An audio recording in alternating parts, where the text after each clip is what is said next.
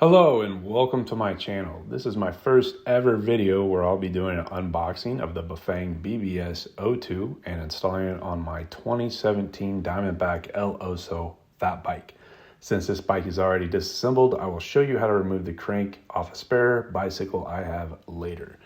Bafang does include some of the tools in their kit, such as a lock nut wrench and crank arm removal tool. The first two sockets here can be purchased separately, but not necessary since Bafang does include these tools. You will definitely need a bottom bracket removal socket for the existing bottom bracket, crank arm removal tools.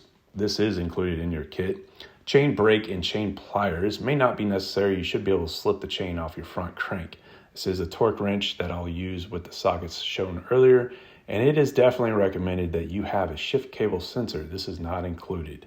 You'll also need shift cables, shift cable housing, and proper cutters for that. And of course, you will need basic hand tools, mainly Phillips and flathead, and various sizes hex wrenches.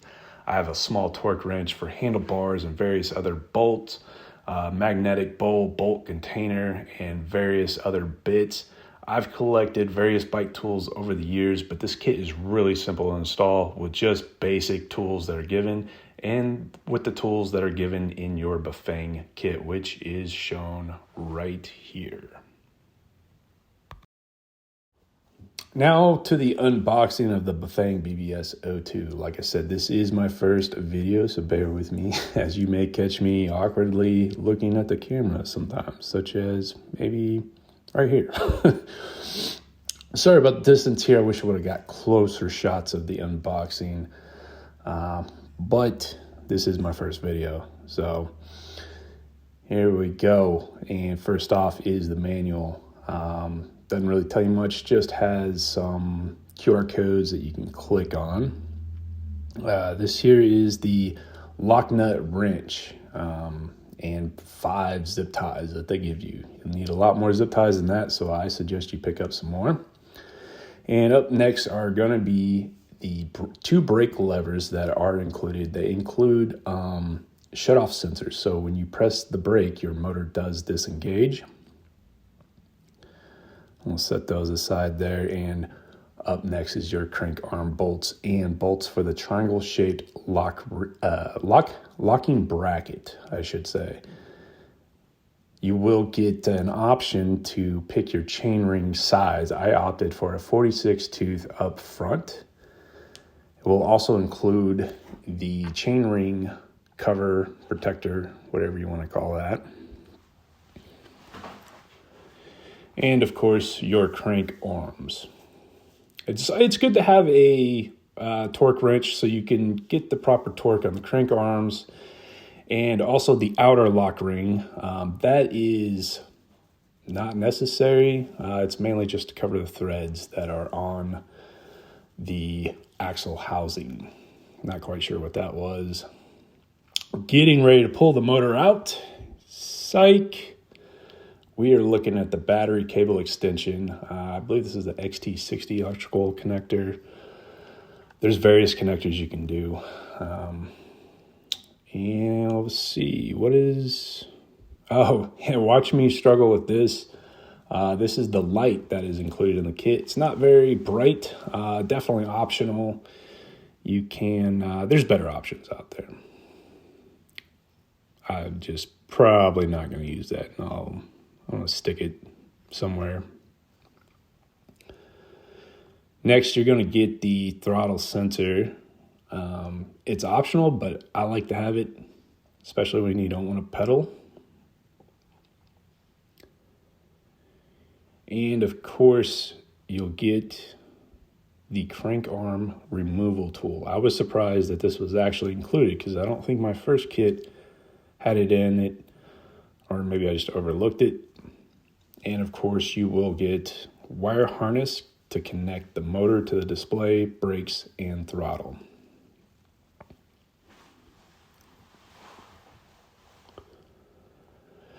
And of course, the heart of the operation, the Bafang BBS02. And I'm going to show you here. This is 100 millimeter axle sizing for the fat bike. Typical is 68, 73 bottom bracket for your normal bikes. But since this is a fat bike, it does have a significantly larger, not significantly larger, like 30 mil larger bottom bracket. This is the 750 watt version.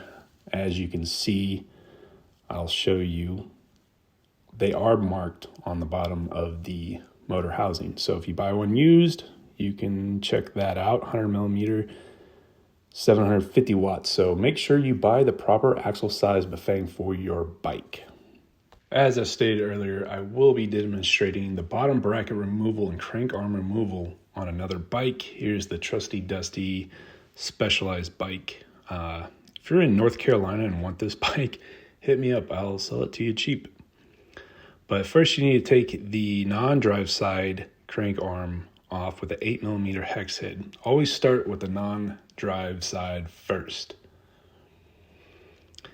And once you get that bolt out, you will need a crank arm removal tool, such as the one that was included in the Bafang kit. Like I said, this one uses a 10 millimeter hex head, I believe, or hex wrench. I'm going to use my personal one just because it uses an 8 millimeter, which is the same size as the bolt for the crank arm. I didn't feel like pulling out my 10 millimeter hex wrench just for this. You want to take your time and make sure that the inner press of the crank arm removal tool is backed out to at least to be flush with the outer shell. And you'll see me do that here shortly. It'll make a little bit more sense. And you really want to take your time with this because you can cross thread the crank arm. This is me backing it out so that the inner press is flush. You want to screw this in by hand first. Make sure the threads are clean so you get proper insertion of the tool, may I say. And hand tight should be fine, but always start with hand tight. Use your hex for the inner press, and basically it's going to keep that crank arm, the outer shell is going to keep the crank arm in place while the press, as you screw it in, is going to press against the bottom bracket. And it's easy as that. So next up, you will need the bottom bracket removal socket. This is not included in the kit. You can purchase this individually. I prefer to buy just a whole kit that has bike tools already in it. Has pretty much everything, the crank arm pulley, this socket, bottom bracket socket. And the one thing I don't like about this setup, this stand setup that I have, I'm not able to properly torque anything off or torque anything on. So I will have to take the bike out of the stand and put it on the floor so I can properly unbolt this, because you really want to get the socket into the bottom bracket as much as possible. There's not much room. It is easy to strip the nut out. So make sure you're in it flush and you're in it all the way. And this is going to come out counterclockwise normally.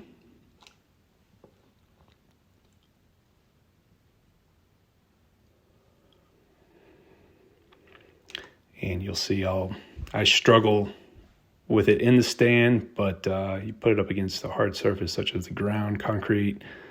As you can see, I'm trying to brace so that I can really hold that socket in there so that I don't strip out any of the splines that are on that nut holding that bottom bracket in.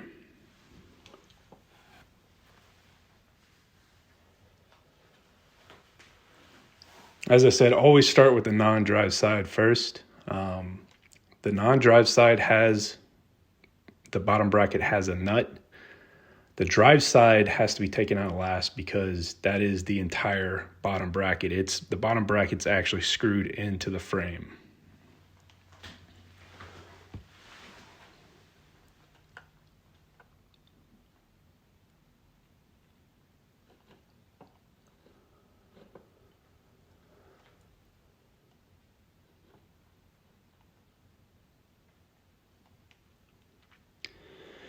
And as you can see, once I get it loose, it can be taken out pretty easily by hand.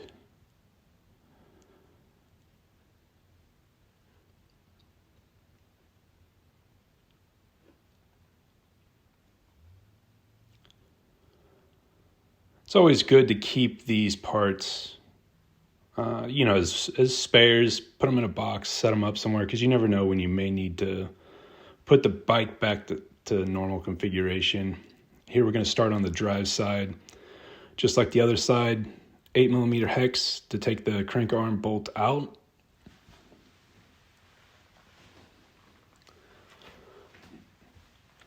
At some point in this section, my wife comes out and asks me a question, and seemed to have a slight mental pause and forget exactly what I'm doing. So you'll see me take the bike down, put it back up. A little confused here. I was trying to put the crank arm pulley into the crank, but for some reason I had a malfunction. Had to do a hard reset to get back on track.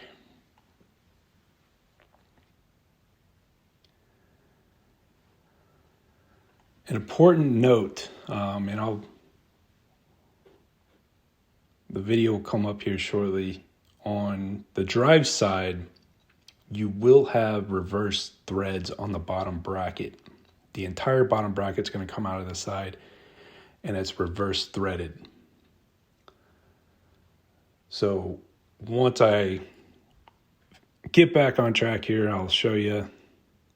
You'll need to turn clockwise, righty-loosey, to take the drive side bracket completely out.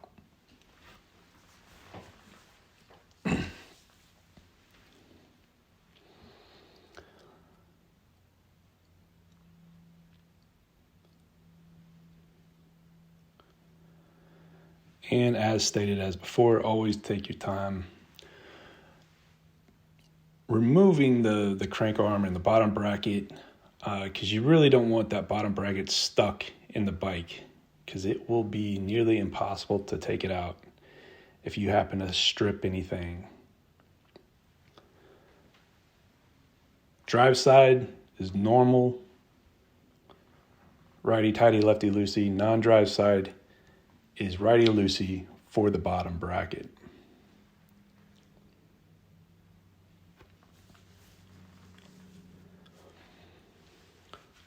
Not quite sure why it's taking me so long to do this section here, but we'll get it worked out and get the complete bottom bracket out. It's good to, once you get it out, clean the bottom bracket. A lot of times there's going to be gunk in there. Clean it out with WD-40. Not quite sure what I'm doing here. Trying to get it in frame. But I'm not successful.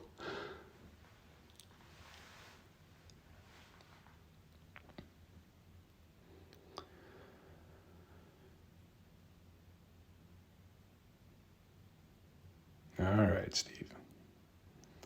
Let's get it on the ground and get it out.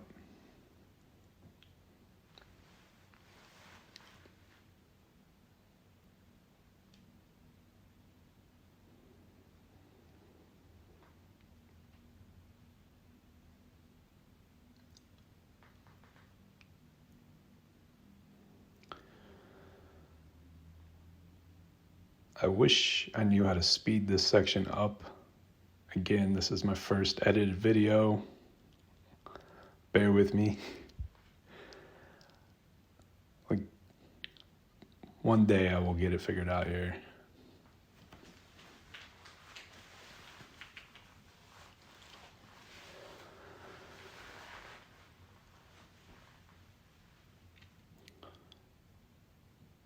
Like I said, if you're in North Carolina and you want this bike frame, let me know. I'll sell it to you cheap. I've got other parts available. I just have no need for this specialized frame. So I'm in Raleigh. Hit me up. And here we go. Back on track. And the crank arm with the chain rings are going to come out. Don't know why it took so long.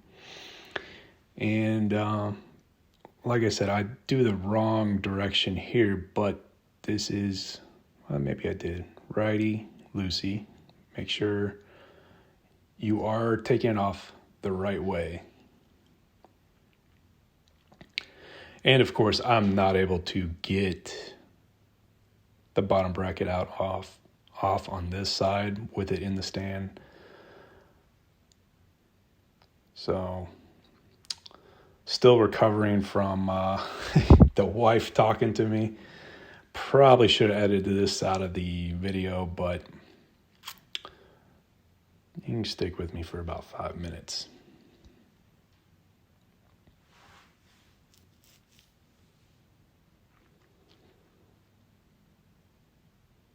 I think I almost had it there.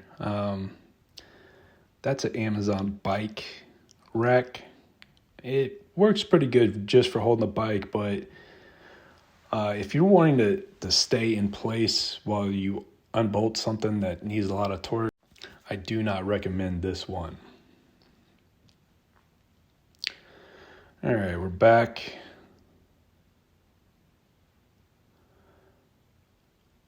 And we're going to unscrew the entire bottom bracket. It's going to come out one piece.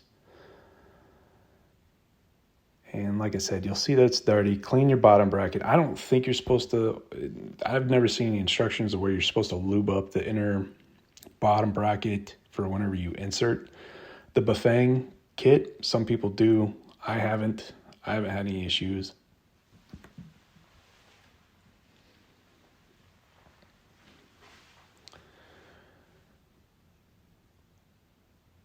And another important detail is sometimes on these older bikes, they will have a cable guide. And I'll show that to you here in a second for the rear derailleur. So the cable goes from your shifter down to the bottom bracket, down and over to your derailleur, your rear derailleur, as you can see there on the left-hand side. And for some reason, this bike has a large one. I haven't seen one this large on the previous bikes that I've installed on. You'll have to modify it, or you'll have to get one off a bike that has a smaller cable guide, and you could probably buy that off eBay. I'll show you here one of my Treks. It doesn't have a motor on it, but it has a cable guide that's, I guess, slimmer, and that will work. Another bike, I had to completely modify it. I had to change out the screw because the screw was hitting the bottom bracket for the Bafang. So I had to get a shorter screw to allow the axle to go all the way through the bottom bracket. A lot of this might make sense once you start taking apart your bike, but you'll see here, I believe I had to cut apart on my other bike the front derailleur cable guide and left the rear derailleur cable guide. But keep that in mind when you're installing.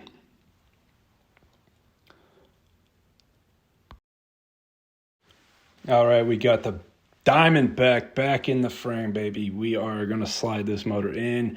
This is me just showing off my workstation. I've got I've got it set on an electric desk that I bought off Amazon. So I kind of made that whole configuration up.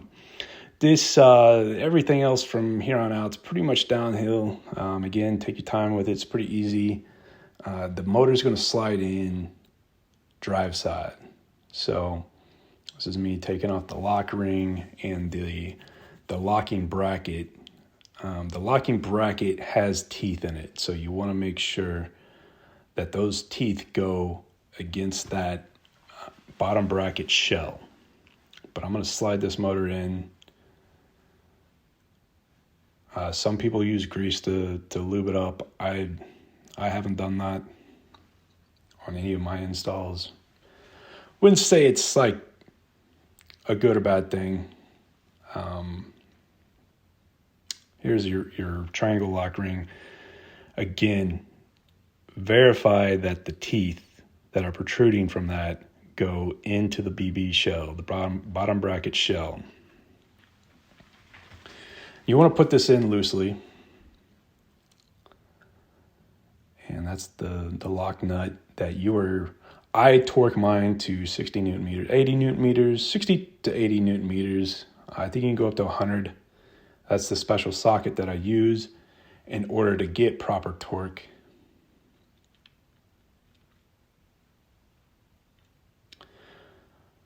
And that just kind of shows you it.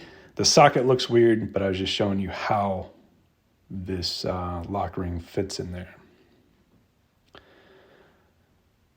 So you want to put everything kind of loosely on there. Make sure, because your motor's going to need to go up against the down tube, nice and tight. What I like to do is get the bottom bracket lock bracket in place, and I like to put the hex bolts in for the locking plate. I'm just going to call it the triangle locking plate. There's probably a different term for it. I don't know the proper term, but triangle locking plate. Put it on loosely, put the nut on loosely.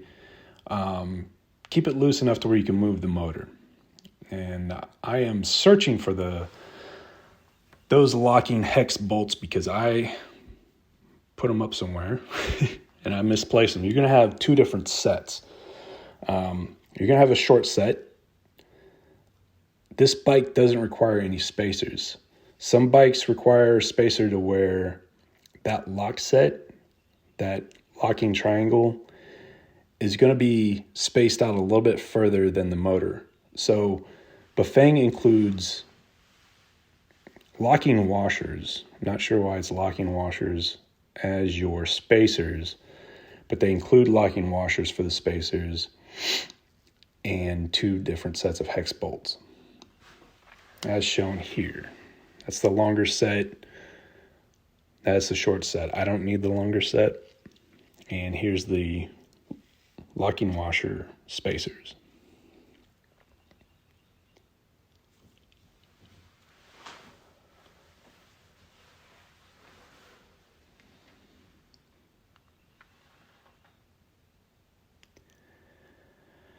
And you'll see me kind of struggle with this. Don't know what I was thinking here.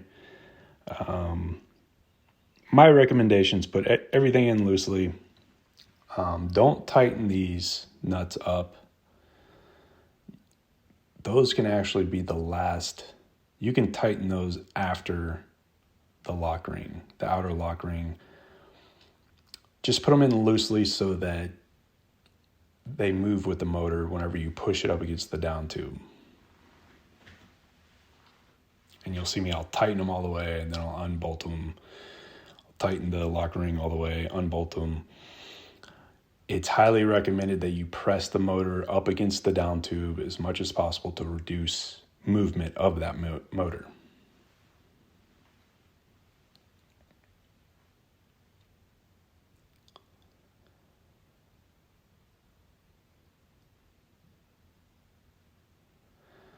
And that's just me demonstrating that you need to move the motor up, but I have everything too tight, so I'm going to unbolt it because I can't move it. And what I like to do with these motors, and what I was taught from the gentleman that actually introduced me to these motors, is I like to put a little rubber between the motor and the bike down tube. I usually just cut an inner tube, little 1-inch square, and I'll stick it in there so the motor is not rubbing up against the metal frame and not ruining your paint.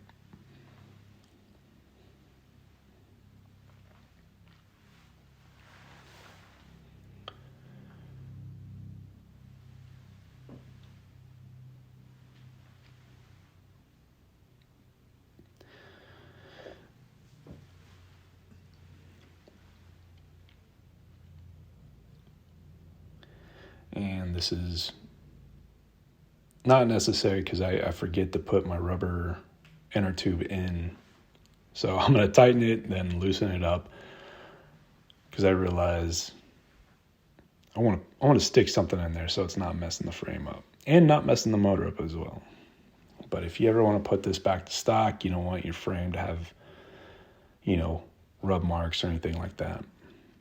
Plus, I think it would help with any type of vibration. It's not confirmed, but that's my theory.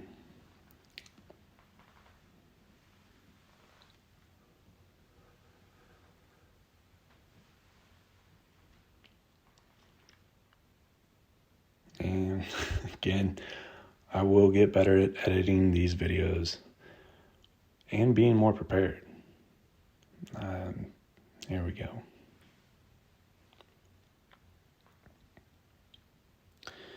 Inner tube, you can use pretty much anything that's whatever you think is not going to disintegrate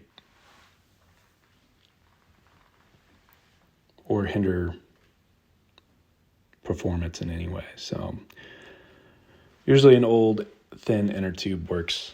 Slap it in, and we're going to button everything back up. I like to, like I said, we need to shove the motor up in place. You can leave the locking triangle bracket loose, and we're going to tighten the outer lock nut. The outer lock nut socket is about $50. If you think you're going to do a couple of these, or if you're OCD like I am and you want things torqued properly, I suggest buying the socket. This is like my 4th or 5th build, so I do a lot of these. I don't trust the wrench that comes with the Bafang. You're not able to torque that all the way down, and you could have movement if you don't get it properly torqued. But as I said before, this frame or this bike rack kind of sucks as far as keeping this bike in place, trying to torque this stuff down. So I'm going to have to torque it later. It's a nice catch. You catch that? So this is me just kind of tightening, getting the motor in place, tightening. I am actually using the Bafang wrench here. I'm going to tighten it to where I get the motor in place right where I want it, and then I'm going to come back later and torque it down. When you torque this motor down, it should move just slightly up into the frame.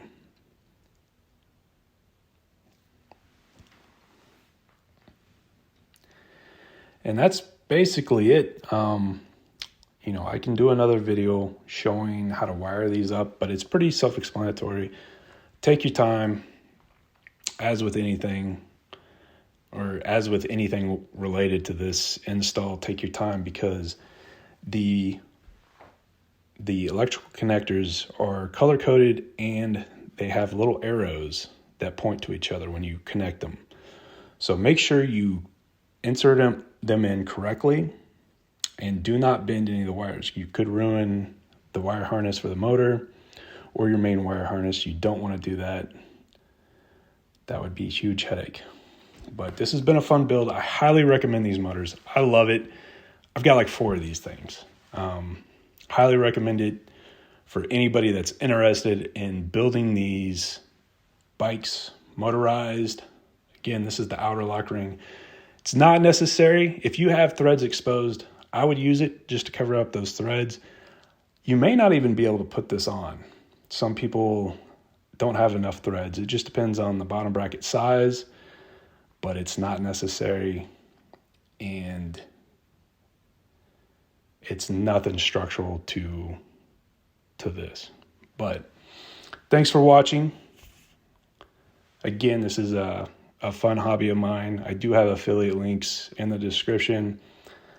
This is basically, if at all, to help out my addiction to this hobby that I've recently acquired.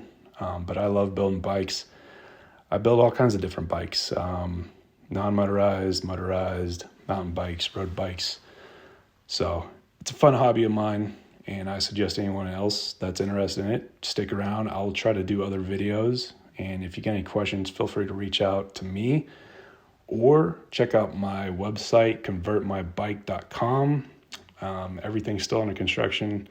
This is all new to me, and so that's about it. I appreciate you watching. Thank you.